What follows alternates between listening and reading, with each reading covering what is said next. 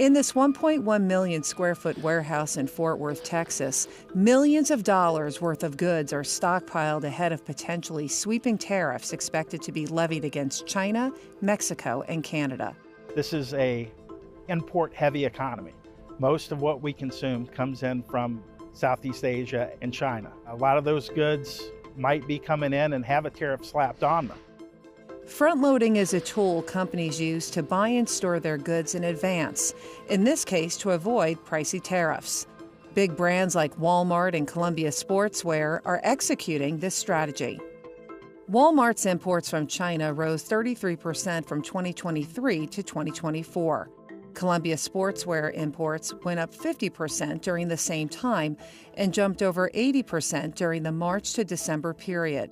At the same time, container imports from China to the United States have surged. I think 2024 have really seen a lot of front-loading happening. At first, shippers needed to react to the Red Sea disruption, and now it's Trump tariffs coming into force. But for some companies, front-loading is not an option. Just from the execution standpoint, I'm just curious on how it will happen, how folks are going to navigate. The point you're making is any business manager's worst nightmare, which is planning for the unknown. The uncertainty of this situation keeps me up at night. I'm often asked, what are you doing? How are you planning for it? And my answer is, I don't know. President Trump said he expects to put a 25% tariff on Mexico and Canada beginning on February 1st, and discussed a 10% tariff on China. A tariff is a government-imposed tax on imported goods and services. And if tariffs are enacted, it's not only companies who will see higher prices, consumers will as well. Prices will definitely go up on everyday items. So from the cars we buy and the gas we put in them, to the iPhones, laptops, and tablets that we're so dependent on, to the clothes we wear and the food we eat like avocados, corn, tomatoes, all the prices are going to go up. So how are companies preparing for potential tariffs, and what impact will they have on shippers and consumers? CNBC traveled to Fort Worth, Texas, a major hub for logistics companies located a few hundred miles from the Mexican border, to find out.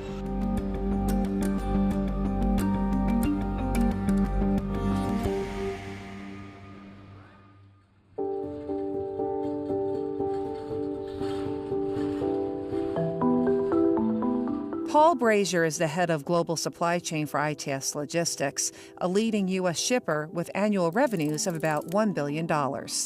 So tell us a little bit about this facility. Well, we're in the heart of one of the most important distribution center areas in the United States. Dallas-Fort Worth services pretty much 75% of the United States within about 2 days. Everything comes through here. So you've got electronics, you have infrastructure goods, you have food. The warehouse is also filled with Chinese and Mexican goods and components. To avoid potentially expensive tariffs, many of ITS's clients have front-loaded their products. Starting in November of 2024, shippers of all sizes started bringing in their product to avoid the Trump tariff. Lenovo imports from China rose 22% from 2023 to 2024. How many of these products that we're surrounded by with are sourced from China? I'd say well over half. It comes in large quantities. It comes in ocean containers and trucks. The biggest category of product here being front-loaded, components used in infrastructure projects. So right now you're looking at 500,000 square feet of product that is used for domestic consumption. These are components that go into the things that are building our bridges, our roads, and electrical equipment here in the States. Especially on the infrastructure side, there's a ton of Chinese-made goods that are being shipped forward right now and have since November. And what's the reason behind the front loading, particularly when it comes to the components for infrastructure? Well, those budgets are made 2 or 3 years in advance. And if you have a 20% increase in the cost of goods, that blows most of those budgets out of the water. Data from Import Genius backs that up. Imports of solar panels, AI server racks, backup power supplies, and lithium batteries that are used to power data centers surged in the second half of 2024. Consumer goods like sweatshirts and smokeless fire pits are also sitting on these warehouse shelves. Walmart and Columbia Sportswear, they're front-loading in a lot of product ahead of these tariffs to try to mitigate those increase in costs. Warehouse is not cheap. The medium size and the small importers are the ones that are probably the most adversely affected by these kinds of decisions. The larger players in the market, they have a huge distribution center network. They have the infrastructure in place to be able to navigate these fairly easily. In the U.S., the top products being pulled forward include sneakers, housewares, appliances, and auto parts. And that spells big business for companies like ITS Logistics. ITS Logistics makes money on several different fronts. They make money not only by moving each piece of product, they also make money by storing the items. And so those extra costs, are they also passed on to the consumer? Yes, all costs, like anything in commerce, usually get passed on to the consumer.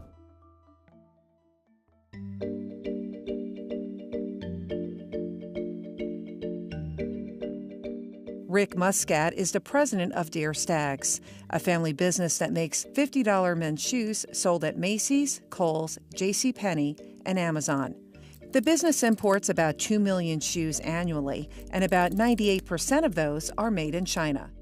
So we're in your showroom. Who exactly comes here? This is where we work with most of our retail buyers. They come usually every December and June for a major trade show. Footwear, at the center of the last trade war, is back at the forefront of the dispute with China. But unlike its larger competitors, Deer Stags doesn't have the ability to front load. Walmart has the size and the capabilities that companies like Deer Stags doesn't have. They have warehousing, they've got trucking networks. Walmart sells an enormous amount of shoes in this price point, moderate price shoes. They have more levers to pull than we do. So during COVID, when container rates skyrocketed, they chartered vessels. They could buy a whole vessel, which will have hundreds and hundreds of containers. We couldn't do that. Footwear companies already pay hefty tariffs. There are over 430 duty classifications on imported shoes. Some of those tariffs were established in the 1930s. The shoe has a leather upper, and men's shoes with a leather upper pay an additional 7.5% duty on top of the pre-existing duty, which was 8.5%. So we now pay 16% duty on this shoe. Muscat fears additional tariffs will impact not only future orders, but those already in place. How many shoes that could, in theory, be out on the water that you have ordered right now that could be subjected to a possible tariff, and it's not priced in yet at the Macy's of the world? There could be 200,000 pair that are made and heading towards us that might have a tariff when they arrive that we didn't know when we bought those shoes.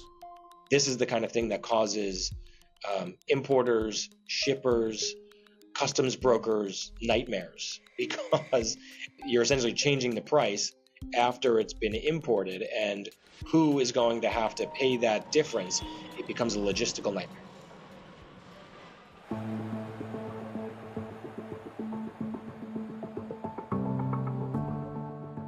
To prove he's on the hook for the tariffs, Muscat showed us his invoice from U.S. Customs.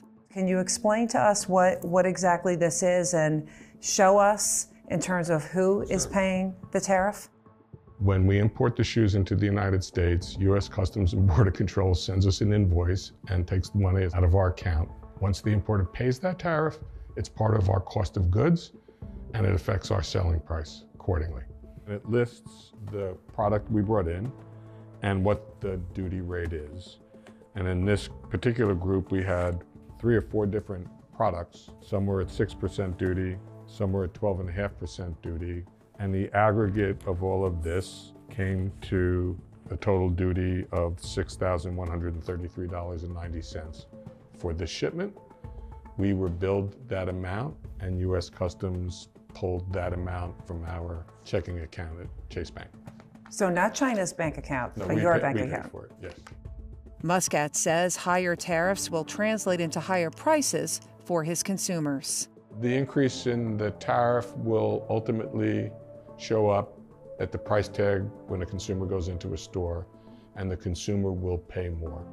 Prices are definitely going to increase, and I think that's a big message that consumers need to be aware of, is tariffs are paid for by the consumer. There's no capacity in the United States to make these shoes. We would have to open up factories in the United States, which is capital intensive. We'd have to build factories. The machinery used to make shoes is no longer made in the United States. Shoemaking is very labor intensive by its nature, which is why production has moved over my career around the globe to low labor countries. I believe that the chip industry got an enormous subsidy from the federal government to build manufacturing plants in Arizona with billions of dollars. But I haven't heard anything about government funding coming to the footwear industry for us to build shoemaking factories.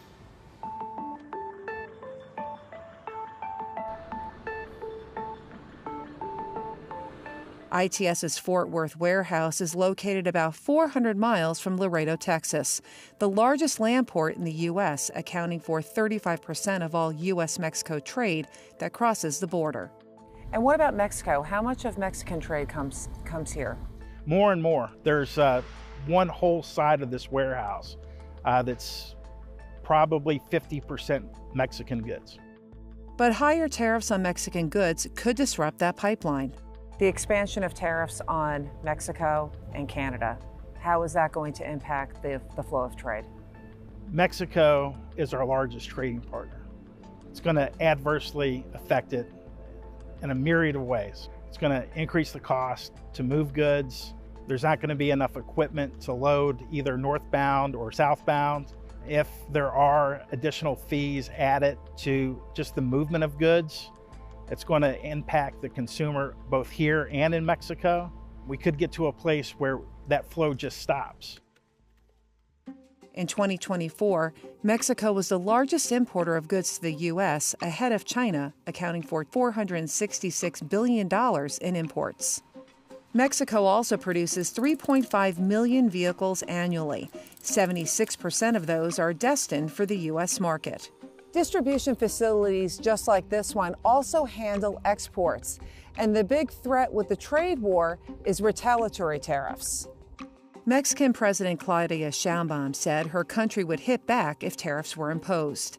The nation's economy minister said 25% tariffs on Mexican exports would impact U.S. companies operating in Mexico, particularly automakers, costing 400,000 jobs. The other item that we may not want to forget here, of course, is that the other countries will retaliate. China will retaliate, Mexico will retaliate, European countries will retaliate if we become more hostile for them. 25% tariffs could reduce Mexico's GDP by 1.7% over the next 5 years, while increasing the country's inflation rate by 2.3%. U.S.-Canada trade may also be thrown into turmoil. Canada, the largest source of U.S. petroleum and crude oil, a top mineral provider for EV production, is also a major supplier of chlorine used to disinfect drinking water. Almost all of Canada's chlorine exports go to the U.S. How regressive is a tariff when it comes to the impact on the supply chain? Well, it's a pass-through cost. Everything that we do gets passed to the consumer somehow. And this is another additional cost in supply chain that needs to be accounted for somehow. And in most cases, that gets passed on to the consumer as well.